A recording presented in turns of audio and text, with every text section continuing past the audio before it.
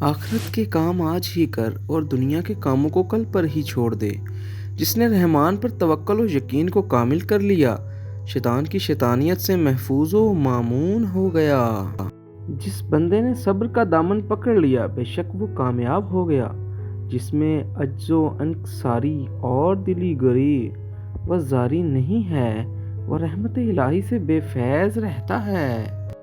نفس کی خرابیاں دور کرنے کا واحد ذریعہ توکل الہی کے علاوہ اور کوئی نہیں۔ دنیا کے کام کبھی ختم نہیں ہوتے، اس لیے آخرت کے کام کو مقدم رکھا کرو۔ زندگی گزارنے کا اصل مقصد اپنی آخرت کو سنوارنا ہے۔ شیطان کے شر سے بچنا چاہتے ہو تو اللہ سبحانہ و تعالیٰ کے ذکر کو اپنی زبان پر ہر وقت تربے تر رکھو۔ نفس کی اگر تم مخالفت کرو گے تو شیطان کا کوئی حربہ یا کوئی بھی چال آپ کے خلاف کام نہیں آئے گی۔ جو حق تعالیٰ پر توکل اور بھروسہ کرتا ہے وہ رحمت الہی کا حقدار ہو جاتا ہے، اس کی ہر مشکل آسان کر دی جاتی ہے۔ عافیت سے رہنا چاہتے ہو تو ہر ایک کے ساتھ بھلائی اور اچھے اخلاق سے پیش آؤ۔ مشکل کو آسان کرنا ہے تو آو افغان ہرگز مت کرو۔ اللہ سبحانہ و تعالیٰ کی بارگاہ میں جھک جاؤ اور چپ رہو اور صبر کو اختیار کرو۔ اصل انسان کہلانے کا حقدار وہی ہے جو کسی بھی کو تکلیف اور دکھ نہ دے۔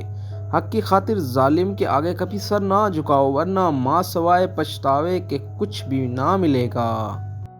جو بندے حق پر قائم و دائم رہتے ہیں وہ باطل کے مقابلے میں ڈٹ جاتے ہیں، ان کا کام تاریخ میں ہمیشہ کے لیے لکھا جاتا ہے۔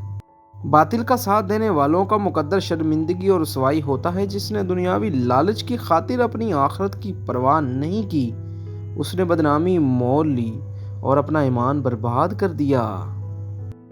باطل کی مخالفت کرنے اور ظالم کے ظلم کی حمایت نہ کرنے سے اگرچہ وقتی طور پر مصائب و برداشت کرنے پڑتے ہیں، مگر بالآخر کامیابی حق کی ہوتی ہے اور ظالم کو کچھ ہاتھ نہیں آتا۔